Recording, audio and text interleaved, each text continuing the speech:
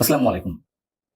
দর্শক, এই সরকারের পেছনের শক্তিকে আমি নিজেই বেশ অনেকদিন ধরে খোঁজার চেষ্টা করেছি। এখন সবার কাছে পরিষ্কার, এই সরকার জাতিসংঘকে ঢাল করে এগোচ্ছে। জাতিসংঘের মহাসচিবের মুখ দিয়ে আন্তোনিও গুতেরেসের মুখ দিয়ে বের করা হলো সংস্কারের পক্ষে সাফাই। এরপরে রাখাইনের উদ্দেশ্যে বাংলাদেশের মধ্য দিয়ে কথিত মানবিক করিডোরের কথা এলো, তাকে দিয়ে যুক্তরাষ্ট্রের যে চাওয়াটি সেটি বের করে নিয়ে আসা হলো। এবং এখন এসে আরো একটি নতুন কাজ জাতিসংঘকে দিয়ে করানো হচ্ছে। মোটামুটি একটা মোক্ষম অস্ত্র প্রয়োগ করে গণমাধ্যমকে সাইজ করা হবে। শেখ হাসিনা সরকারের আমলে সাংবাদিকদের ভূমিকা কেমন ছিল তা নিয়ে জাতিসংঘকে দিয়ে একটি পূর্ণাঙ্গ রিপোর্ট করানো হবে। এবং এই কথাটি বলেছেন সেই প্রেস সচিব, আমাদের প্রধান উপদেষ্টা, সেই বহুল আলোচিত প্রেস সচিব শফিকুল আলম। তিনি শুক্রবার একটি অনুষ্ঠানে বলছিলেন যে গত 15 বছরে শেখ হাসিনা সরকারের আমলে সাংবাদিকদের ভূমিকা কেমন ছিল তা মূল্যায়ন করে বিস্তারিত প্রতিবেদন প্রকাশের বিষয়ে জাতিসংঘের সহায়তা চাওয়া হবে। জাতিসংঘ জুলাই গণহত্যা নিয়ে একটি চমৎকার প্রতিবেদন দিয়েছে, বেশ ভালো কথা। কিন্তু প্রশ্ন হচ্ছে কি যে আওয়ামী সরকারের যে 15.5 বছর, এই সময়টি জুড়ে কারা দালালি করেছে, কারা চাটুকারিতা করেছে, কারা সোল্ড আউট হয়েছেন, এসবই তো আমরা জানি। অসংখ্যবার কথা বলেছি এ নিয়ে, অসংখ্যবার, নামগুলো মানুষের মুখস্থ। তো একটা গণমাধ্যম সংস্কার কমিশন করা হলো, তারা প্রতিবেদনও দিয়েছে সরকারের কাছে। তাহলে এখন আবার জাতিসংঘকে দিয়ে প্রতিবেদন করানোর কি অর্থ আছে? উদ্দেশ্যটা কি? উদ্দেশ্য তো অবশ্যই কিছু একটা আছে। এবার জাতিসংঘের মাধ্যমে এ ধরনের একটি প্রতিবেদন করানোর নামে দেশের সব গণমাধ্যমকে একটা হুমকির মুখে রাখার ব্যবস্থা করা হচ্ছে। যে কোনো সময় বন্ধ করে দেওয়া করা হতে পারে, যে কোনো সময় সাইজ করা হতে পারে। এবং করা হোক আর না করা হোক, এই প্রতিবেদনটি গণমাধ্যমগুলো তো একটা হুমকির মুখে থাকবেই, ভয়ের মুখে থাকবেই। এবং যার ক্ষেত্র থেকে বর্তমান সরকারের প্রতি গণমাধ্যমগুলোর যে ভয়ঙ্কর আনুগত্য প্রকাশের চিত্র আমরা দেখছি, সেলফ সেন্সরশিপের একটা নগ্ন চিত্র আমরা নতুন করে দেখছি।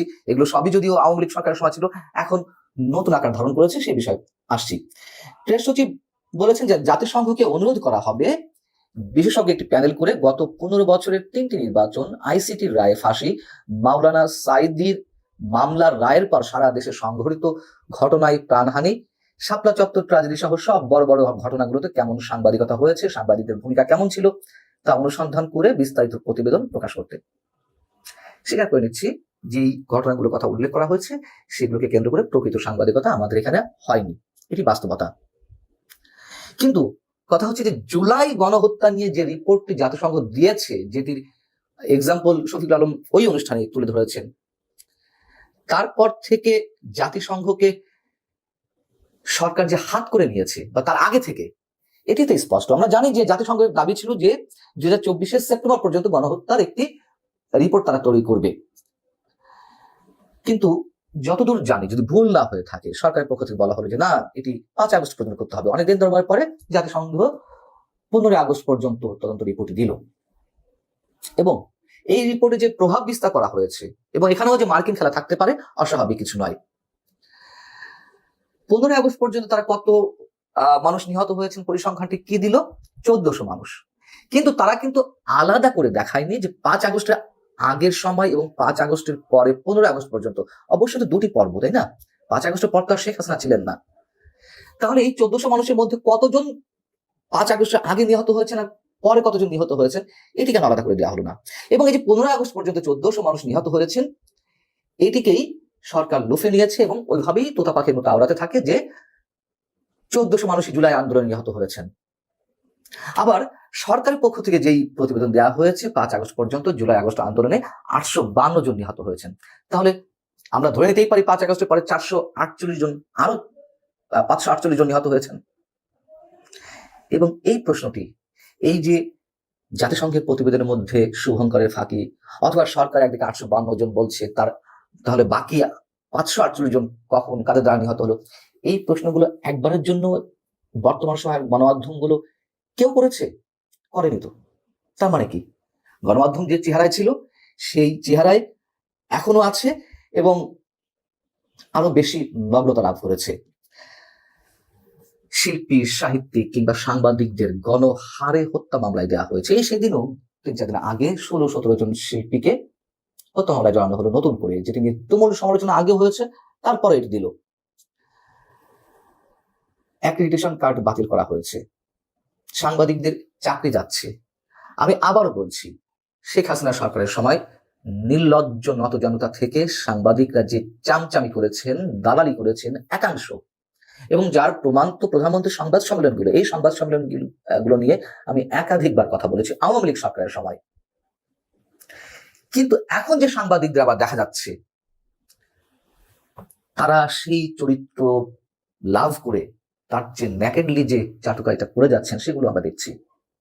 প্রেস সচিব মিস্টার শফিকুল আলম আরো একটি কথা বলেছেন, বিদেশি মিডিয়া ও আওয়ামী লীগ অপতথ্য ছড়িয়ে দেশকে অস্থিতিশীল করার চেষ্টা করছে। মানুষ এখন ভিডিও দেখেন বেশি, নিউজ পড়েন কম। এই সুযোগকে কাজে লাগিয়ে মিথ্যা ছড়ানো হচ্ছে। কেন নিউজ কম পড়বে? এবং এই ধারা তো আওয়ামী লীগ আমলের থেকেই শুরু হয়েছে। তথ্যের অবাধ প্রবাহ ছিল না, যার কারণে মানুষ বিকল্প কিছু খুঁজে নিতে চায়। বাংলাদেশের ট্র্যাডিশনাল যে মিডিয়াগুলো রয়েছে, তা প্রিন্ট মিডিয়া হোক অথবা ইলেকট্রনিক মিডিয়া হোক, আস্থা তো নেই মানুষের প্রতি। এখনও সেই ধারা চলছে, এবং এখনও মানুষ আর টেলিভিশন পত্রিকা তেমন পড়ে না, দেখে না, যার কারণে ইউটিউবের প্রতি আসক্ত হয়ে পড়েছেন, সোশ্যাল মিডিয়ার প্রতি আসক্ত হয়ে পড়েছেন। কোনটা মিথ্যা কোনটা সত্য তা বাদ বিচার করতে না পারলেও তারা সেগুলোই দেখছে। তখন এগুলোর প্রতি একেবারে মানুষ আস্থা নষ্ট হয়ে গেছে। অতীতের যে কোনো সময়ের চেয়ে দেশের মানুষ বর্তমানে সবচেয়ে বেশি মত প্রকাশের স্বাধীনতা উপভোগ করছে। এটাও শফিকুল আলম বলছেন, বা বর্তমান সরকার দফায় দফায় এই কথাগুলো বলছে। এটাও একটা কমন ল্যাঙ্গুয়েজে পরিণত হয়েছে। যখন যে দল ক্ষমতায় আসে বা যখন যে ক্ষমতা থাকে তারা এই ধরনের কথাই বলেন। শফিকুল আলম আরো ভয়ঙ্কর কথা বলছেন। তিনি বলছেন যে এখন মানুষ মন খুলে লিখছে, সমালোচনা করছেন, গালিও দিচ্ছেন, কাউকে কিছু বলা হচ্ছে না। অনেকে আবার বলছেন স্বৈরাচারের দোষরদের প্রতি সফট হচ্ছি। তিনি এও বলছেন যে আমরা কোনো কলম ভেঙে দেইনি, কোনো প্রেসে তালা দেইনি। কি ভয়ঙ্কর সব ইঙ্গিত! মানে আর সফট থাকবে না সরকার, অথবা কলম ভেঙে দিতে তারা প্রস্তুত। কলম ভাঙেনি এটাই নাকি অনেক। এর মধ্যে দিয়ে আমরা কিসের ইঙ্গিত পাচ্ছি? এবং এই ধরনের মব ক্রিয়েট করার মতন কথাবার্তা তো হাসনাত আবদুল্লাহরা কতদিন আগেই বলেছেন। সেই ভাষায় প্রেস সচিবের কণ্ঠে প্রতিধ্বনিত হচ্ছে, কলম ভাঙেনি আমরা। তার কারণ কলম তারা যে কোনো সময় ভেঙে ফেলবেন। এখানে আমাদের আর কিছু বলার নেই। বিষয়টি হচ্ছে যে আওয়ামী লীগ ডিজিটাল অ্যাক্টের মাধ্যমে বা সাইবার সিকিউরিটি অ্যাক্টের মাধ্যমে অনেক সাংবাদিকের বিরুদ্ধে মামলা দায়ের করেছে, অনেকে কারাগারে নিয়েছেন, কেউ কেউ গুমেরও শিকার হয়েছেন। সত্য কথা, তার চেয়েও ভয়ঙ্কর এখন চলছে। কেন চলছে? আওয়ামী লীগের সময় মব ছিল না। এখন মব ক্রিয়েট করে যে কোনো গণমাধ্যমের সামনে জিয়াফত করা হয়, মব ক্রিয়েট করে গণমাধ্যম ভাঙচুর করার হুঁশিয়ারি দেওয়া হয়। এর মধ্য দিয়ে নিশ্চয়ই যে কোনো সময় মানুষের প্রাণহানি ঘটতে পারে, গণমাধ্যমের সম্পদের বিনষ্ট সাধন হতে পারে, এবং সারা দেশের মানুষ একটা আতঙ্কের মধ্যে থাকে সবসময়। এই যে ভয়ঙ্কর রণমূর্তি বিমূর্ত অবস্থায়, এটা মানুষকে আরো বেশি আতঙ্কগ্রস্ত করে তুলছে।